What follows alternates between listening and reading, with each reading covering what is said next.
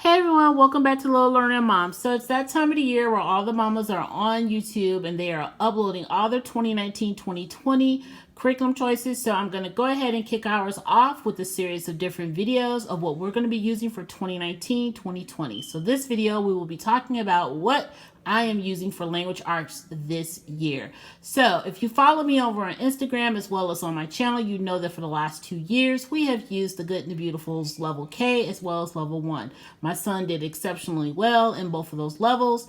After reviewing level 2 and talking to him, we felt like we would only keep level 2 as a basically not even a spine, but more like a check-off list to make sure that we're covering everything that we need, because this year we're going to take our homeschool in a little bit more relaxed and literature-based approach. So my latest review that I did not too long ago was on lightning and literature and composition, where I did a complete walkthrough of this curriculum. We absolutely love this curriculum. Hewitt Homeschooling was kind enough to send us the teacher's guide as well as the student guide for our honest review, and my son absolutely loved it because it was not very labor intensive, and he loved the fact that we could pair it with an awesome book. So if you're interested in seeing the complete walkthrough of this curriculum, I will link that video up in the corner for you to take a look at. My next choice of what we're using for curriculum this year is we're going to be using the Beowulf's Grammar, and that's from the company A Guest Hollow. I have both the teacher's manual as well as the student manual. The company was gracious enough to send us a copy of this curriculum for us to take a look at. I inquired about it because I love the fact that, one, it had a graphic novel type of appeal. My son has recently fallen really in love with doing graphic novels and reading graphic novels, and so I thought this would be perfect for us to fill in those grammar gaps. And I'm not going to really say gaps, I'm just going to say as supplement hands-on activity for him to use. So in the Beowulf Grammar, you're going to come across comics, games, activities, and diagramming, and a lot more in here. So this is going to be something really fun and interactive that we can do when we have those days where we just need just a little bit more or just something different and fresh for our homeschooling. And I will be doing a review on this curriculum where I'm going to be walking through the entire curriculum for you to take a look at in the next couple of days. For spelling, we are going to be doing spelling workout. Now, we do have all about spelling levels 1 and level 2. I do love the tiles. I believe the tiles are a great asset. It's learning how to spell. It's a great tactile type of activity that the kids can use.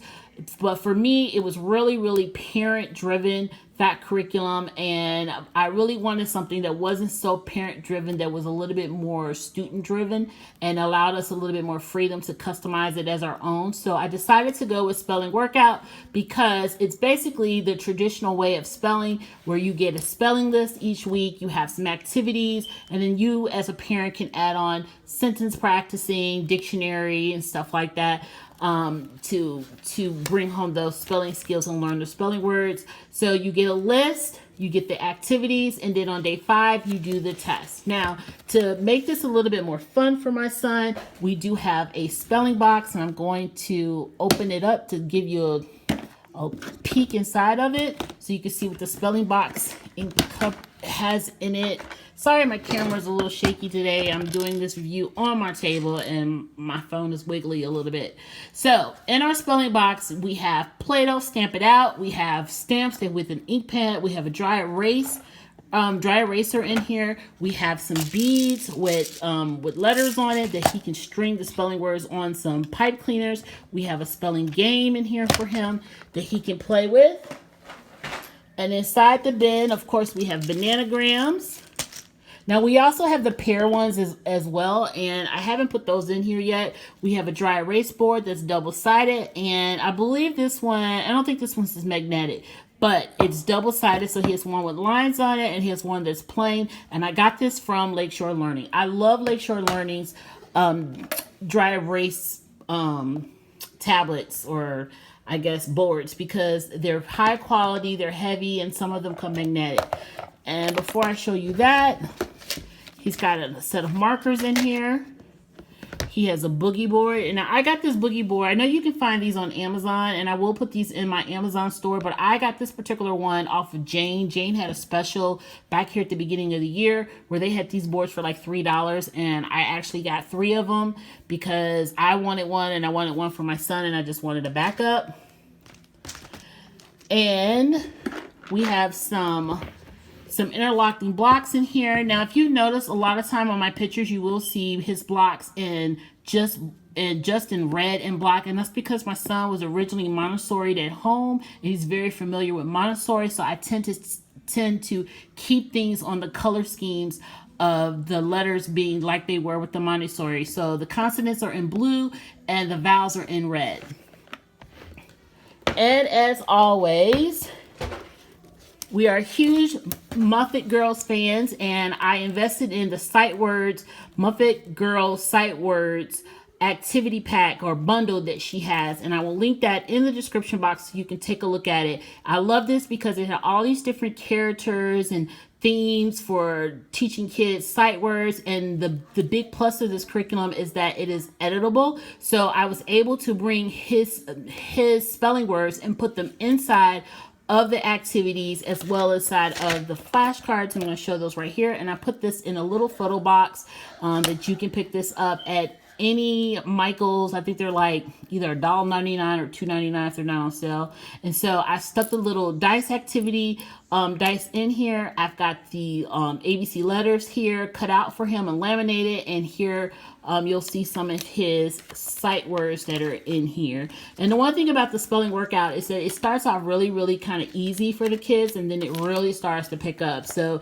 it's a gradual approach to spelling, and that's something that I did appreciate. So in here, what I did was I laminated all the activity maps for that particular theme, and I chose to do the lemonade one for July and August. And so he can put his spelling word here, spell it out with his blocks or his letters or however he wants to do it.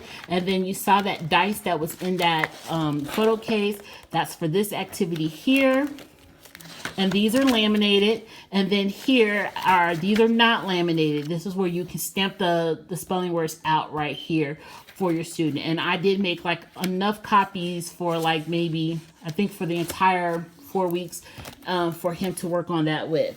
So because we're not using the Good and the Beautiful anymore, we're still using the Good and the Beautiful phonics cards, but we're only using those like 2 or 3 times a week because he knows them pretty well. But I did want to make sure that he did have some ongoing phonics review for us for the 2019-2020 school year. So I picked up the Phonics Level B Plaid Phonics. I think this is what it's called. This was recommended to me from Jady over at Jady A. I will link her channel in the description box. Her and I were talking about curriculum early part of this summer, and she highly recommended this for him because she's using it with her daughters. And so this is the Level B, and it is very in depth. And to be honest with you, I actually like this a lot better than Explode the Code. My son has been working in Explode the Code ever since Level A, and I noticed this past summer as well as at the end of this school year, he was starting to drag in it, and I think it was just starting to get boring to him because it's really in black and white, and the activities are very much repetitive. And so and I expressed that to Jady, and she suggested this curriculum. It's very much in depth, and I'm gonna be honest with you, this Level B basically covers Explode the Code. My son is in Explode the Code 5. This is basically 5, 6, and a little bit of 7 all in this particular leveling. And you will see, if you do decide to check this out, it starts off pretty easy, but it really starts to get in depth. So, like I said, we're not using the Good and the Beautiful, but we do have the Good and the Beautiful course book. I did not get the reader. My son runs through those readers entirely too fast, and it made absolutely no sense for me to buy it. So we only have the course book, and like again I said, this will be probably used just as a check-off list or just to kind of peek in it and see, make sure that we're covering everything that I think he needs to cover. I mean, who knows? He might decide that he wants to go back to the big book, but right now we're kind of chucking along in our lightning literature book. So for handwriting, I picked up Zaner and Blosner's handwriting level 2C, because I want to start introducing cursive writing to him. And so this is something that we would probably do maybe once or twice a week. I'm shooting for twice a week because I still want him to work on his handwriting. Handwriting has not been my son's strongest suit, and so we need to continue to practice on it. We'll be doing copyright, of course, copy work, and we'll be doing a lot of different activities for him writing, but I just wanted to have something for him just in case I wanted to pick up something that's a little bit more instructional.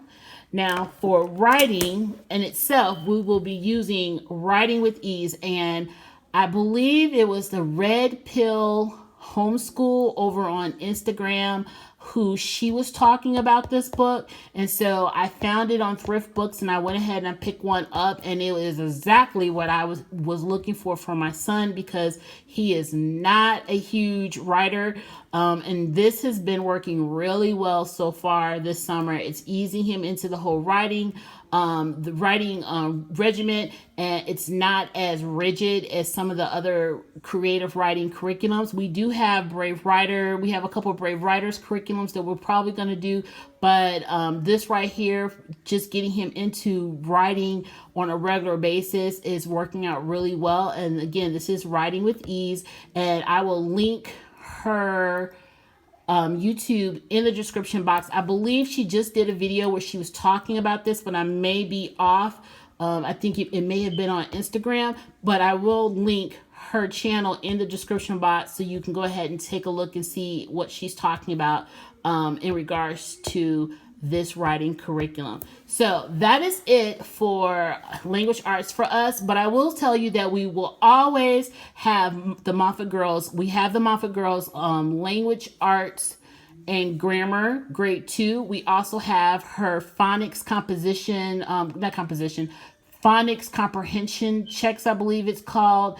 We also have her second grade comprehension checks. I think the other one is called phonics comprehension checks. We also have those. So those will be in rotation, not on a daily basis, but again, it will be in rotation. And just to let you guys know, again, we don't usually curriculum hop at all. The biggest change for us this year was moving away from using the Good and the Beautiful from front to back and just using it as maybe a check off list or, you know, a refer back to. But we've been very happy with the literature, lightning and literature composition. It just kind of fit well for our new direction for our homeschool this year.